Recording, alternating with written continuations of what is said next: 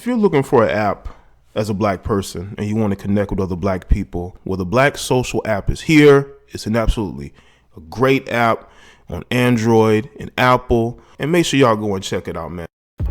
What's going on, everybody? It's Jaye the Black here. I am back with another video. Shout out to everybody that is tuning in.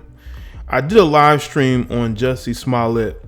I'll put the link in the description in the comment section if you haven't seen it. And I really would hope that a lot of you have subscribed to my Jaye the Black live streams 2 channel where I do my live streams on.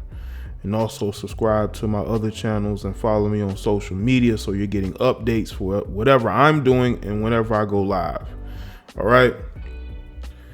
Now this video is going to be about the sad reality, truth of Jussie Smollet and this whole situation. What it seems to me is that something happened at the last minute.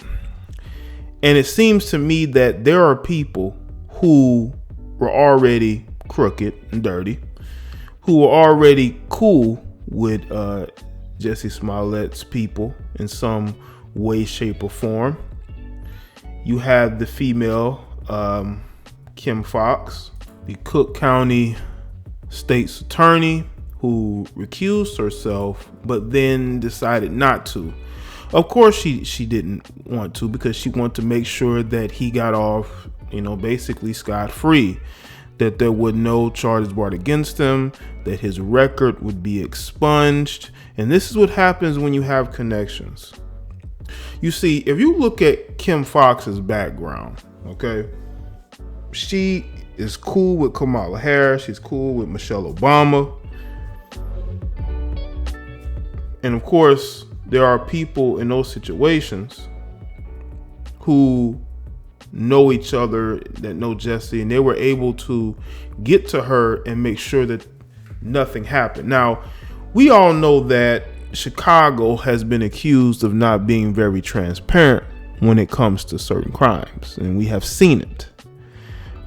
Recently with Laquan McDonald. There's been a lot of crime and there's been a lot of corruption that's been going on in Chicago for a number of years, but it hasn't. But I would say that for the most part, I can say that a lot of the police working in this situation really thought that they had, basically got the right guy, that they found out the guy was not being truthful and they brought charges against him. They wanted him to go down in some capacity, but it didn't happen. The guy didn't even get a fine, not even paying a portion back of the taxpayers' money that was spent investigating his hoax allegations. Well, not allegations, well, his basically what he was accusing others of doing to him, but really he did to himself. And when you have people influential in certain aspects of life, like Jussie and Kim Foxx. By the way, they're going to be linked for a long time. This situation will forever have them linked. They were already linked anyway, but this situation heightens it. I will never understand how some of these people get their positions, but when you look at the connection she has with the Kim Foxx has with the Obamas, then you see exactly why she's where she is. How you recuse yourself and then come back into it. Your office is still handling the case, but you recuse yourself. You made sure that he walked away from this scot-free. People still think he's guilty. I think the guy lied, and I think that, the punishment should fit the crime. Now, so a lot of those charges that they brought upon him, I don't know about that, but I will say this though. Chicago has not always been transparent. They've put themselves in the situation that they're in.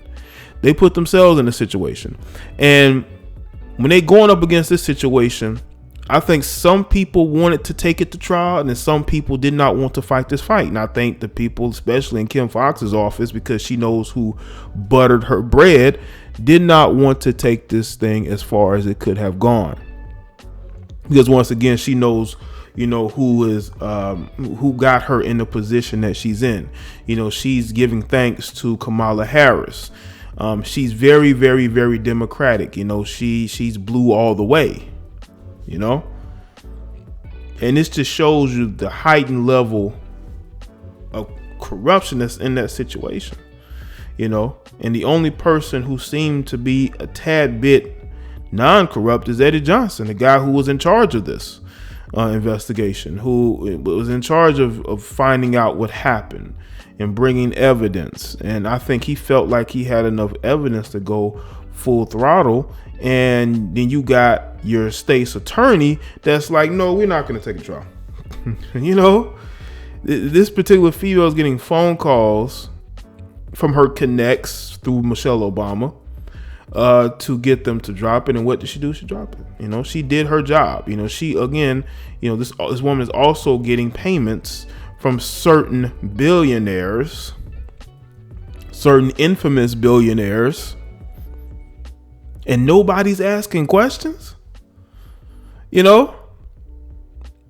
Chicago is going down the drain. I mean, look at who's running for mayor. You already had Rahm Emanuel. You already see who your state's attorney is.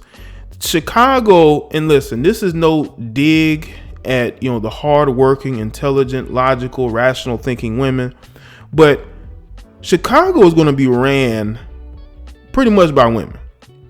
And the city is already going downhill.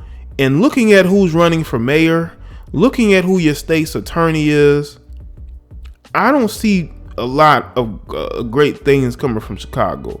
You're going to probably see more of this, more instances of public humiliation, more instances of crime getting worse and worse, and it's due part to the leadership. You don't have any strong leadership in that city. Chicago is a huge city, and you have no real leadership whatsoever. You really don't. Your state's attorney's recusing themselves, and then they have to remember who actually helped them get to where they are, so they stay involved in the investigation. That's what makes this thing look even more bleak and corrupt, man.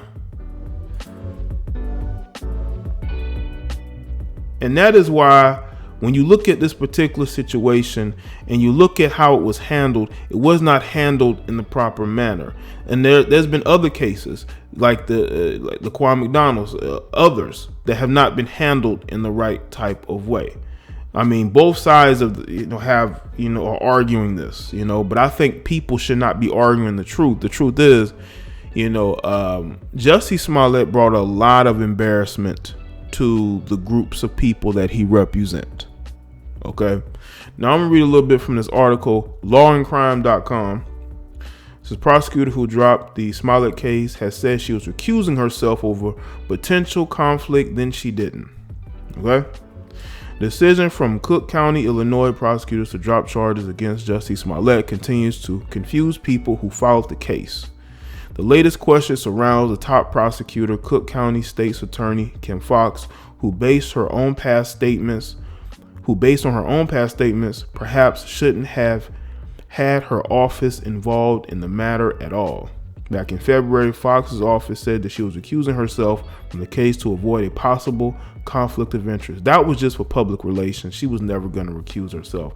And the fact that her office was still allowed to handle it just lets y'all know that there's no real leadership going on in Chicago right now. Out of an abundance of caution, a decision to recuse herself was made to address potential questions of impartiality based upon familiarity with potential witnesses in the case, a spokesperson said. Despite this, however, Fox's office continued to handle this case, even though a state law says in the case of recusal, a special prosecutor must be appointed by the court. A relevant statute states. Instead, Foxx simply handed it off to her own first assistant, Joseph Maggots.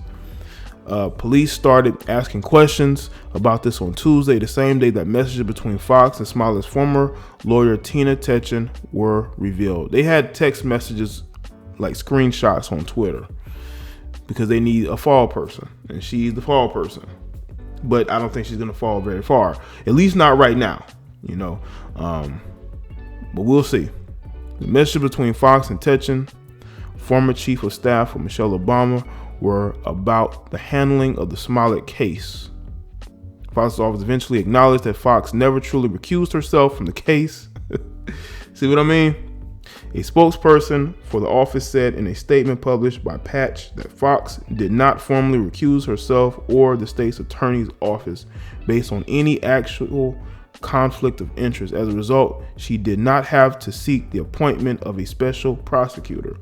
The spokesperson explained the February announcement of a recusal by saying it was, I don't know the word, well, I guess it was just, basically she was lying. Because of this, Fox did not violate state law by giving the case to maggots. The office spokesperson said that maggots did not tell Fox in advance about the decision to drop Smollett's case. Of course. Fox stands by it, though, claiming nothing out of the ordinary went on. She said in a statement, I want y'all to understand, this is what happens when you know people. She knows the same people that know Jussie. I'm pretty sure she knows Jussie. She knows Kamala Harris. She even thanks her, talks about how much of a mentor basically Kamala Harris was. She is Democrat through and through. She's cool with Michelle Obama.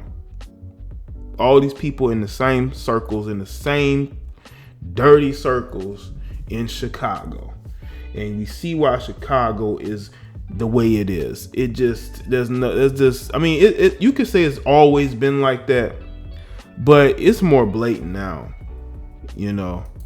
Like nothing is being handled in the right way, and this just proves it. So y'all let me stick in the comment section below, and let me know your thoughts.